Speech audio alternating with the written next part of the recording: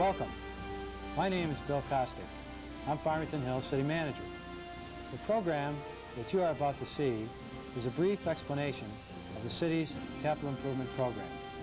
This program has been put together over the past 2 years cooperatively with the City's Planning Commission, City Council, and administrative staff.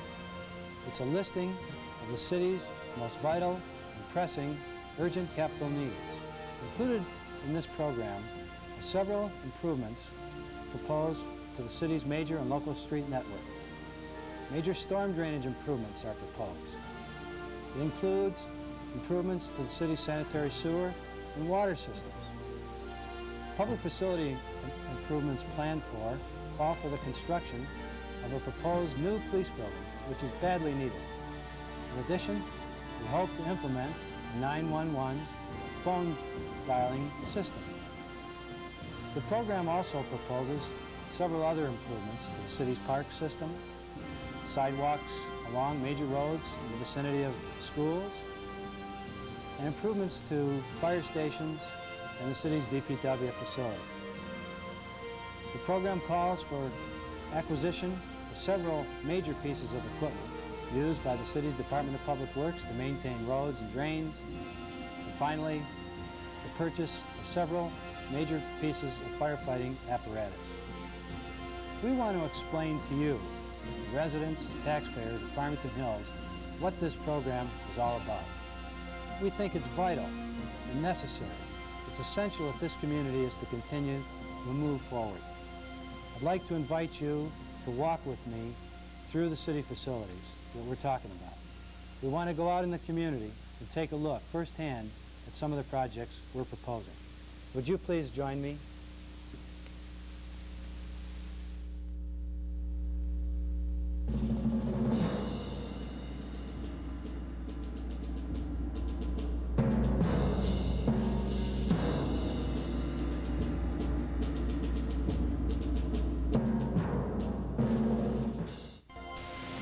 Now, with that as an introduction, the city staff would like to give you a personal tour of many of the projects we've been talking about.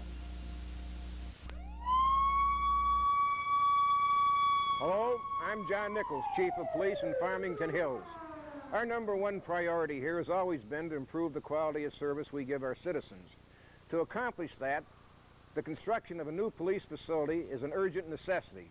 As you will see, the space that we now occupy is crowded and conditions very, very congested.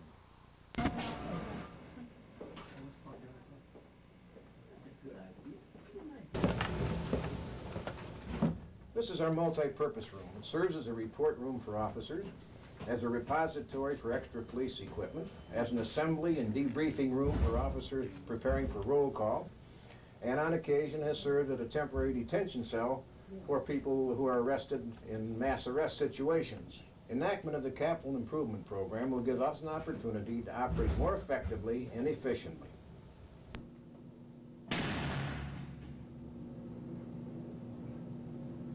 Our 2-cell jail is completely inadequate for the volume of prisoners arrested by this department. That often requires that officers be removed from street duty to transport prisoners to the county jail or other holding facilities. This deprives our citizens of their presence on the street, doing what they're supposed to do, protecting our citizens. This is a combination booking and detention room. Into this room, prisoners are brought to be registered, photographed, and fingerprinted. And in addition, it serves as a holding cell for female prisoners and for juveniles until they can be removed to other more proper facilities. Okay, I think I have everything we need, then I'll put you out for 2 weeks. Okay. Okay, man. Bye-bye. The police department is in great need of additional space for storage and files to meet the needs of a growing department and a growing city. This is our dispatch area. From this room, police, fire, and emergency medical services are dispatched to the scenes of accidents and disasters. We also monitor flood warnings and weather channels in order to fully mobilize other elements of city government to serve the public.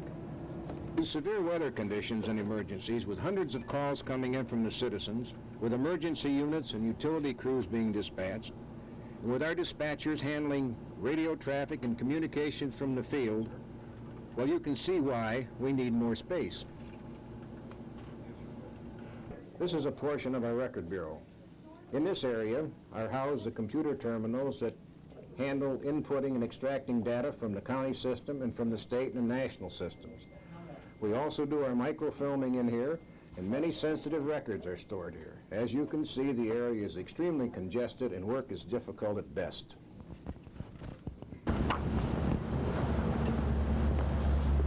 Not only will the capital improvement program give us more room for operations, for storage, but it will also provide for the acquisition of expanded 911. This is a sophisticated telephone program which will enable us to give better response to emergency situations and assist our citizenry. But E911 cannot become a reality until such time as space is provided for its installation. So, as you can see, the capital improvement program is designed to help us to help you. The capital improvement program for the City of Farmington Hills, in addition to the other items, addresses road maintenance and road repair and road improvement as one of its primary needs. Hello, my name is David Call, City of Farmington Hills City Engineer. I'm standing next to Farmington Road between 12 Mile and 13 Mile Road to indicate to you some of the needs on city streets today. Farmington Road is in need of major repairs and overlays and widenings in certain areas. Many other streets, some rural, secondary, and major streets must be repaired in the City of Farmington Hills in order to afford the residents safety and serviceable streets. This view of Farmington Road is just a small example of the needs of the motoring public in the City of Farmington Hills. Many major, local, and secondary streets are in a similar condition.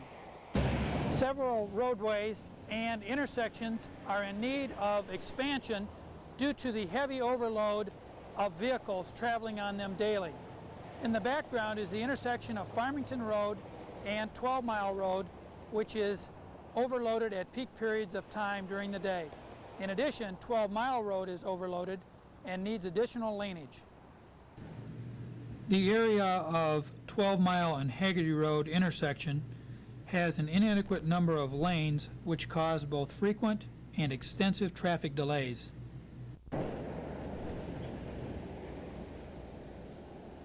In addition to improving our paved roadways, there is also a need to address many of the major and secondary roadways that are unpaved in the City of Farmington Hills.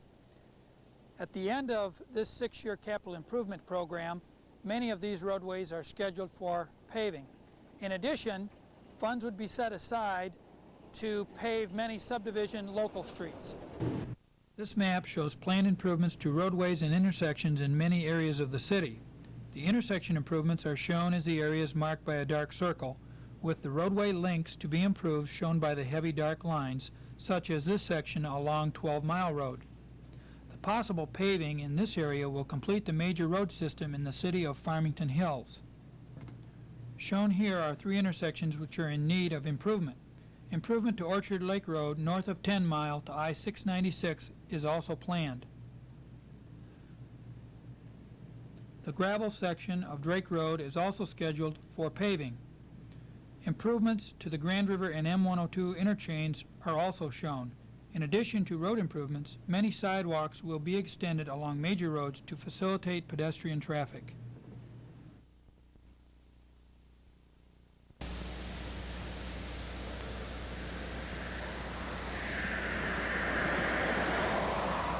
"11 Mile Road in the City of Farmington Hills was recently paved.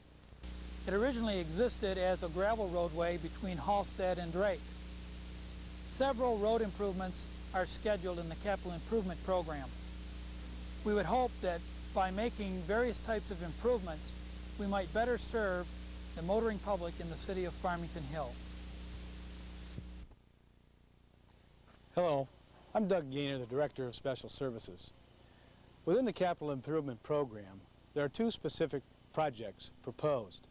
The first is the orderly development of the 212-acre open space located in the center of Farmington Hills.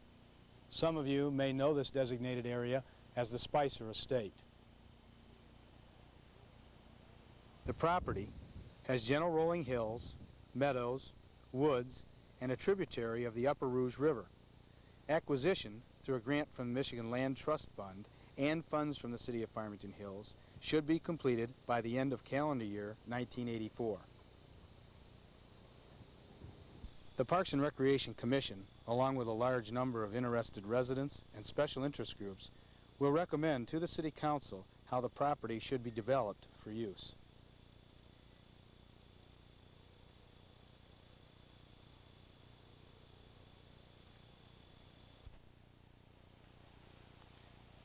The initial plans call for passive and semi-passive types of activities to be placed on the park site.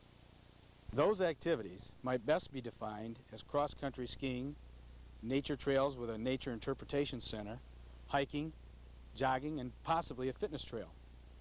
As you can see, the preservation of this special environmentally sensitive parcel of land is vital to the City of Farmington Hills, as it will remain the only large open space for the residents. A great number of other significant opportunities exist in the use of this land, and they will be addressed in the overall planning for the use of this property. I should stress that through sound planning, the residents of Farmington Hills will have the opportunity to plan the use and development of this property for their recreational pursuits. The second project within the capital improvement program is that of lighting 2 baseball-softball fields. Currently, the City of Farmington Hills does not own any lighted fields. In order to accommodate the large number of softball and baseball enthusiasts within the community, we must light 2 fields. As you can see, the Harrison High School, as a tentative location, affords us an opportunity to develop 2 ball fields side by side. With the development of these 2 fields, we will be able to effectively schedule and accommodate a minimum of 32 additional teams, turning this unused area after 7:30 p.m. on into an active area evenings where 4 games per night will be able to be played.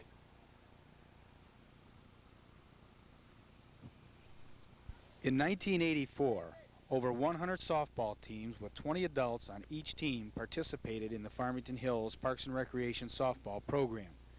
30 to 50 teams were placed on a waiting list. In addition, over 2,000 Farmington Hills boys and girls participate in the Little League baseball program, ranging in ages from 8 through 17. This great demand on the ball field requires immediate attention.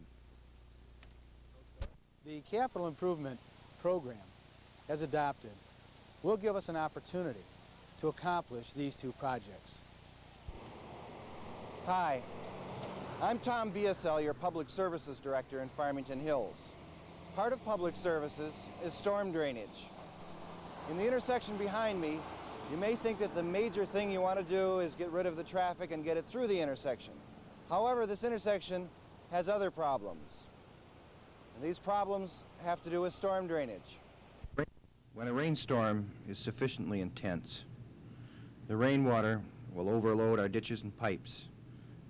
In these instances, the water has no place to go except to flood our roads and freeways.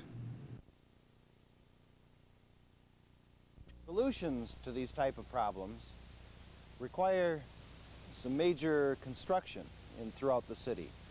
This may involve the clean out of existing drains, the reconstruction of new open channels, and the enclosure of pipes such as you see over here where the water from the surface is put underground.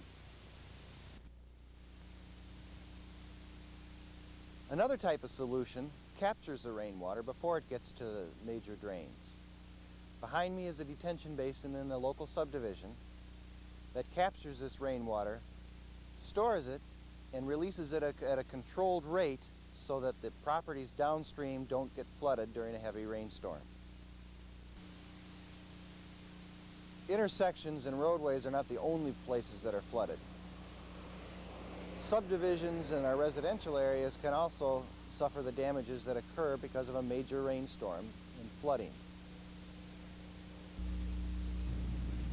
The Capital Improvements Program addresses needed improvements on all the major drainage courses throughout the city.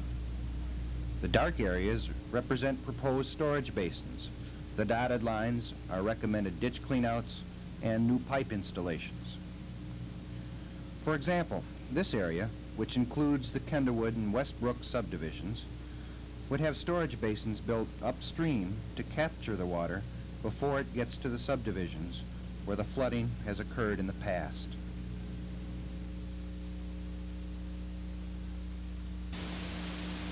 Controlling the flooding and the drainage throughout the entire community is the purpose of the projects that are contained in the Capital Improvements Program.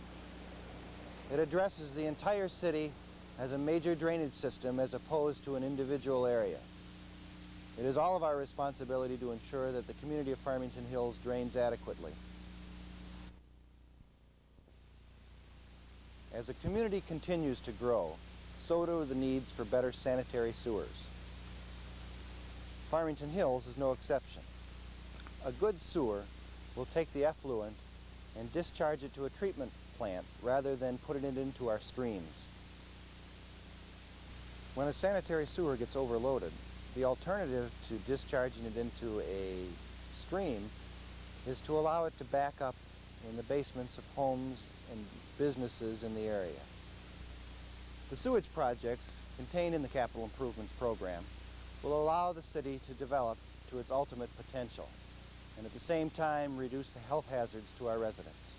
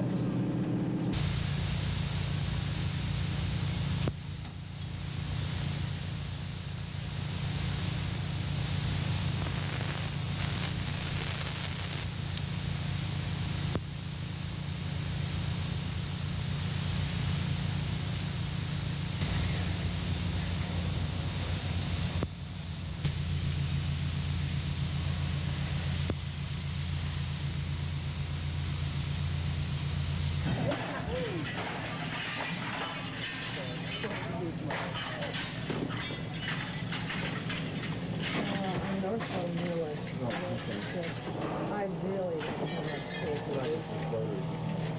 Sure, that's all it could possibly be. But when you get around,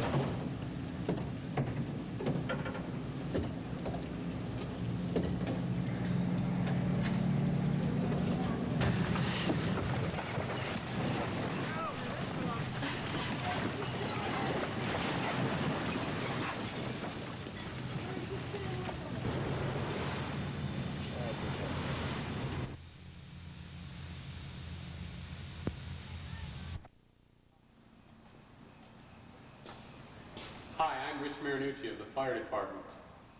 The scene that you just viewed could happen to anybody, anytime, any place. Therefore, it's important to have a reliable and well-equipped fire department. Through the capital improvements programs, we have made provisions to provide the quality service that you, the citizen, expect.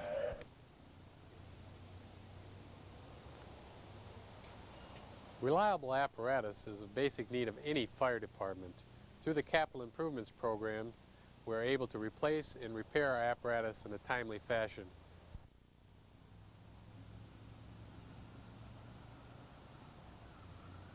As the city continues to grow, the fire department must keep pace. Through the capital improvements program, we'll do just that.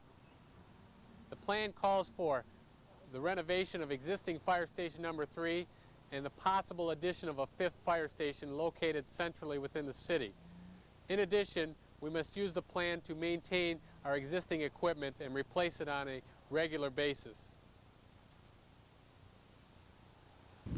Hi, I'm Chuck Rosh, the City Finance Director. At this point, I think there are 3 basic questions on everyone's mind. How are my current property taxes utilized? How much will the civic improvements cost? And how will this impact my individual property taxes? As the bar graph before you indicates, out of every property tax dollar, the major portion, 74 cents, is used for school authorities. 10 cents is used by the county, and the remaining 16 cents goes for city government. The total annual investment for the city improvement program is approximately $1.5 million. This is a joint investment whereby non-resident commercial and industrial taxpayers invest 30%, or approximately $500,000. The remaining 70%, or $1 million, is invested by the residents. This amounts to $1.50 for each $1,000 of assessed value on your home. For a resident owning a home which would sell for $80,000 and assessed at $40,000, the annual cost would be $60, or 16 cents a day. This can be significantly reduced through the Michigan General Homestead Credit and federal income tax deductions. The cost could be reduced to a mere 3 cents a day. The investment will be $1.50 for each $1,000 of assessed value on your home. Many senior citizens who are on fixed income have expressed concern about the effect of the city improvement projects on their incomes. In many cases, due to the Michigan Senior Citizen Homestead Property Tax Credit, the impact will be zero. The chart before you is based on data of a senior resident who owned a condominium selling for $56,000 and assessed at $28,000 with a household income of $25,000. The annual increase of $42 would be entirely refunded to the senior citizen by the state of Michigan. I believe, as you have seen from this presentation, it is vital to this community to fund these civic improvements. These projects must be initiated to maintain the high standard of residential living, to maintain the attractiveness of our community to current and future residents, and encourage the orderly and efficient development. A well-developed tax base will ensure the services necessary for our citizens for their health, safety, and welfare at the lowest possible cost.